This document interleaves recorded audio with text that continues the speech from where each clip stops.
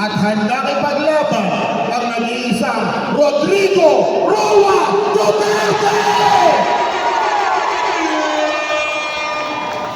Kayo ba nandito? Binayaran ba kayo? Hindi! Kanina nag-scroll ako sa Facebook mo. Ang sinabi, yung mga pumupunta naman dyan sa rally ng Duterte na yan, puro bayad. Bayad ba kayo? Hindi!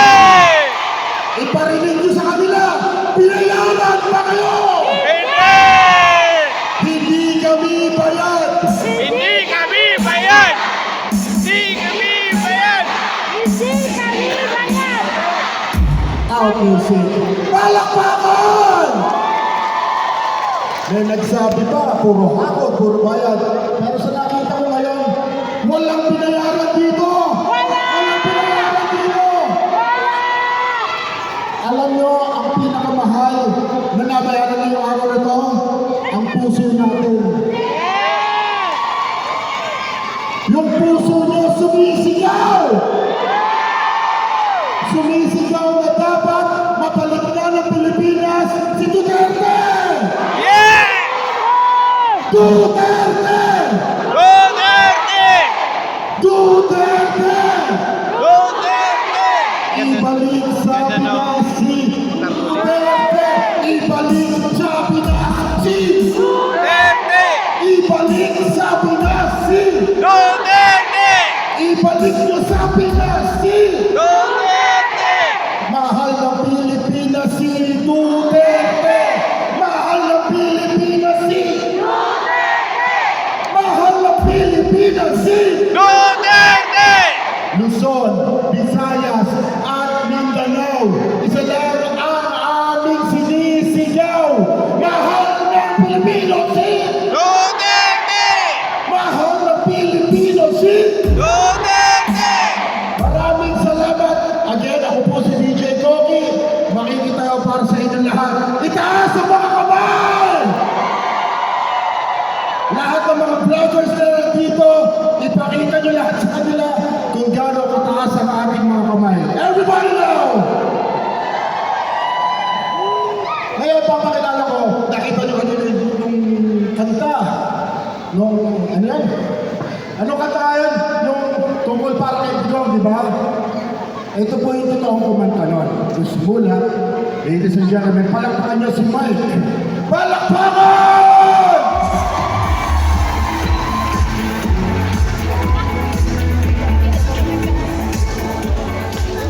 Pagpalang gabi po sa inyong lahat. Ako po si Mike Calenda. Alam ko po, narinig niyo na po yung kantang yun, pero gusto ko lang po kayong kwentuhan ng kapiraso. Ako po ay sobrang mapalad po ngayong gabi na makasama kayo dahil ako po ay naniniwala na lahat tayo dito sa kabila po ng mga panggigipit, pang-aapi at pang-aalipustanan, dito tayo dahil mahal natin ang pinakamagaling na Pangulo ng Pilipinas. At sana po, samahan niyo po ako. Narinig ko na po kayo kanina pero di po ako magsasawang marinig ang boses ninyo. Kwento ko lamang po, ito po ako po mapalad lamang po na naimbitahan Attorney Jimmy Bondoc para makasama siya. Sumulat po siya ng isang kanta. Ang sabi niya sa akin gusto niya akong umalalay sa kanya sa pagkakabuo ng kanta. Kaya po nang nabuo po yung kantang yun, eto na po tayo ngayon, fast forward. Gusto ko pong kantahin yun, pero pwede po bang magpakasama tayo, kantahin natin ang sabay-sabay. Sisimulan ko na lang po.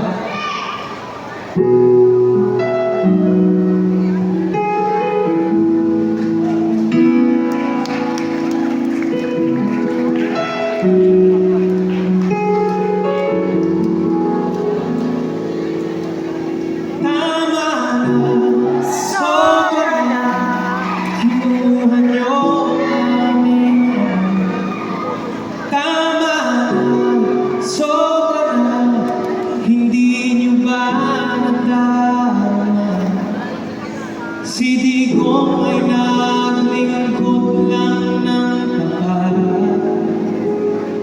Ito po, totoo to. Si tatay naman nagmahal sa ating lahat. Ito na.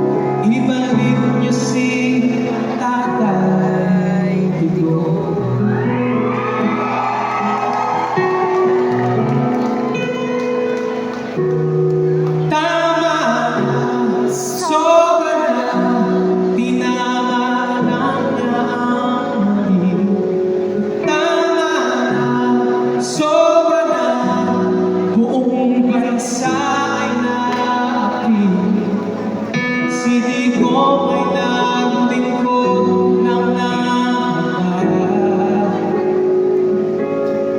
Si tatay lang ang nagmahal sa aming lahat. Birthday gift natin kay tatay! Ibalik si Tatay Digo. nang sanang ikinulong, panayain niyo na ngayon. Tatay Digo. Kasarila'y nakataya, kapayapaan ng bansa. Ibalik niyo si Tatay Digo. Ibalik niyo si Tatay Digo. Nakaluhod na ang bayan, lalo niyo pa sinasaktan.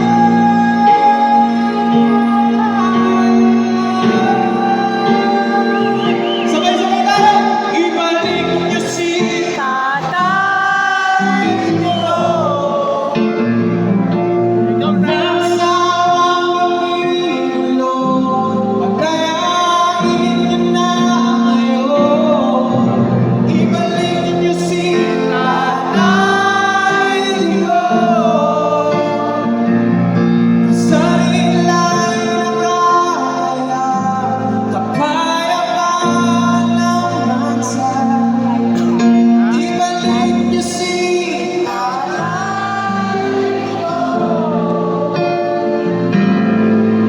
Ibalik niyo si Tatay.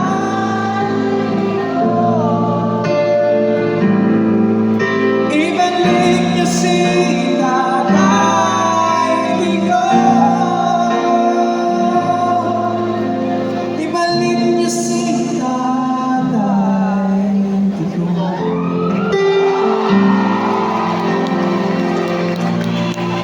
Tay, makakauwi ka rin! Happy birthday! Ang ating Tatay Digo. Maraming salamat po sa inyo lahat. Napakaganda ng mga tinig ninyo. Thank you. Ladies and gentlemen, ang attorney natin lahat.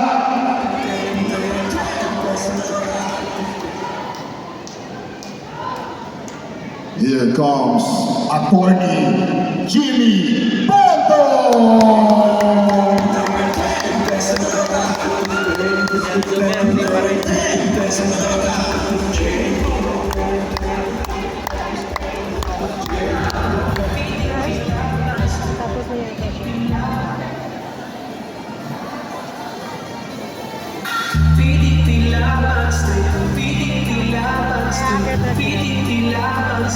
PDP Laban Strike! PDP Laban Strike! PDP!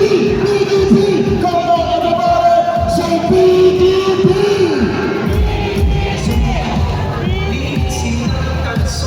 Ibalik sa bayan ang talino at puso. Ito ang tunay na Duterte.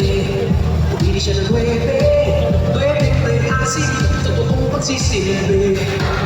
Bondong Patobong, Giliw Marcoleta at Lambino Rodriguez Salvador, giniloy sa Senado. 10-22 at 28, 30, 24 at 38, 53, 56 at 58, PDP Laban Straight. Hey! Hey! Hey! Hey! Hey! Hey! PDP Laban Straight. Sabay-sabay! Say PDP! Come on, come on! PDP! Walang iwanan sa Duterte 9. Magdadamayan, Duterte 9 para sa mamamayan. PDP laban sa Duterte 9. Walang iwanan sa Duterte 9. Magdadamayan, Duterte 9 para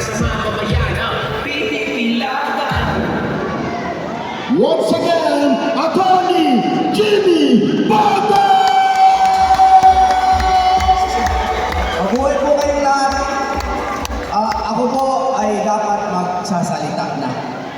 Ngunit gusto ko talaga, ginawa po namin itong lahat para po marinig nyo hindi lamang ako, kundi yung PTP Laban Street.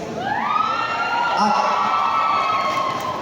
pagod na po yung tao to, pauunahin ko na siya dahil nanggaling pa sa Dumaguete. But he tried, he gave his best effort para po makaharap kayo lahat ngayon.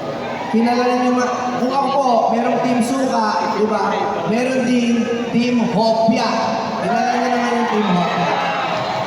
Ako po, matagal ko na pong pinagsisigawan ng pangalan na ito dahil kailangan po natin ng mga matitino na senador kasi nagpatunay na siya na kahit mag-isa siya sa Kongreso, siya po ay tumatayong mag-isa laban sa korupsyon.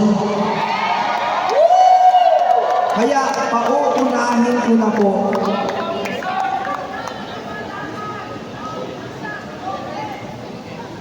So, ako na po, mamaya na ako. Okay lang yan. Kasi alam ko namang iboboto nyo na ako eh. Biro lang. Hindi ako kampante ha. Hindi ako kampante. Biro lang yon. Pero ito pong si Congressman, soon to be Senator. Abogado yan. Ha? Abogado. Lumaban yan dun sa mga network. Kahit inaalipos na siya, hindi siyempre pumirma sa impeachment. Diba? Hindi pumirma sa impeachment. Number one! Sabi nila, lagi daw nakasimangot. Natural. Nakakakasal yung Kongreso ngayon. Handa na ba kayo para iparamdam ang inyong boto at pagmamahal kay Congressman, soon to be Senator Rodante Dante Marcoleta!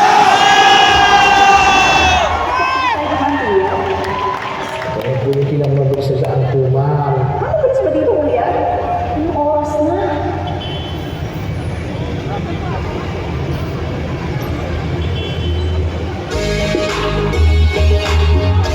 Palakpakan!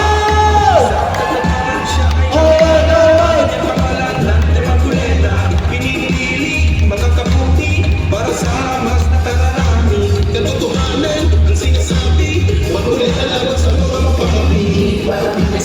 Marcoleta!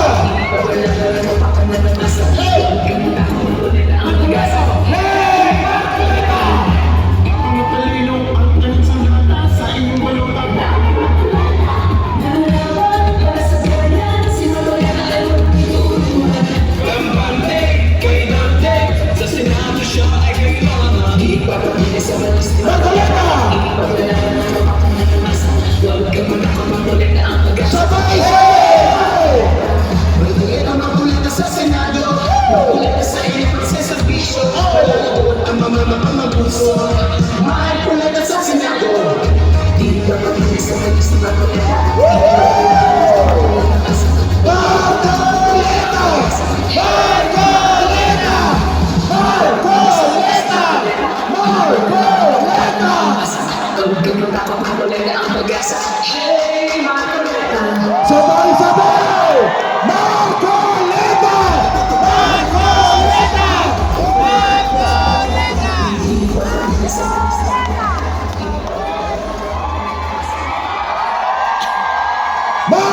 Marcoleta! Marcoleta! Marcoleta! Mas malakas! Marcoleta! Hey! Marcoleta! Handa na ba kayo sa tunay na pagbabago? Palakpakan natin Senator Dante Marcoleta! Magandang gabi po sa ating lahat. Kalalanding lang po nung aming eroplano. Galing po ako sa Dumaguete at saka sa Siquijor. Pero alam ko pong nandito pa kayo kaya sabi ko, kahit na hindi pa po ako kumakain, dumiretso po ako dito para magkita-kita po tayong lahat. Alam ko po, meron tayong gustong ipagdiwang na birthday sa araw na ito.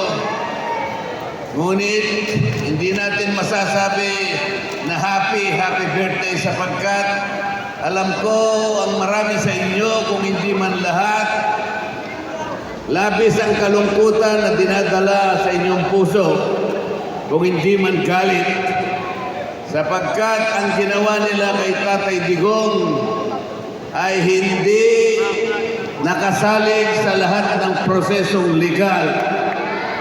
Hindi po natin kinikilala ang isang korte sa Netherlands. Walang jurisdiction ang korte na yan. Alam po nila yan. Alam din po ng mga nagkanulong Pilipino na nandito sa ating bansa. Hindi ko po alam kung bakit kailangan mangyari sa ating bansa ito. Kailangan pa naman natin ang kapayapaan sapagkat napakarami po ng mga problemang inaharap ng ating bansa. Hindi po ba napakataas ng presyo ng bilihin ngayon? Napakataas po ang presyo ng pagkain. Mura po ba ang kuryente? Mura po ba ang gamot? Mura po ba ang pampahospital? Maginhawa po ba ang buhay? Ang ating po bang mga kalsada ngayon sa gabi ay madaling daanan at hindi na tayo natatakot? Hindi ba bumalik na naman yung mga puser sapagkat wala na si Tatay Digong? Ngayon po dapat sana sineselebrate natin ang kanyang ikawalumpung kaarawan. Ngunit nandun po siya sa Netherlands. Mag-isa, nalulungkot at meron tayong pangamba sa kanyang kalusugan. Ngunit alam ko, si PRRD ay isang matapang na leader. PRRD is the image of courage and sacrifice. PRRD is the embodiment of a leader who will restore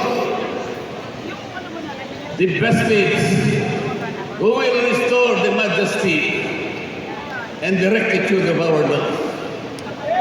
PRRD is the leader who gave his all but asked for nothing. Ganun po talaga ang leader na nagmamahal sa kanyang bansa. Ang huwag na hukuman na kung tawagin ay ICC. Ito po ay wala ng jurisdiction sa ating bansa. Ipaglalaban po natin yan kahit sa katapusan ng daigdig. Hindi po nila tayo pwedeng lokohin. Ang Pilipino po ay merong kasarinlan. Ang Pilipino po ay merong soberenya. Hindi makatarungan ang ginawa nila kay Tatay Digong. Tingnan po ninyo yung presidente ng Russia, si Vladimir Putin. Nauna pa po yung warrant of arrest na inisyo ng ICC. Pinadaan din sa Interpol. Pero hindi hinuhuli si Vladimir Putin. Napakaraming napatay sa Ukraine sapagkat gumagamit ng missile. Kahit sino, kahit sanggol, kahit bata, matanda, babae, kahit sino, kahit ospital, kahit eskwela, kayang pasabugin na ginagamit nilang pantigma.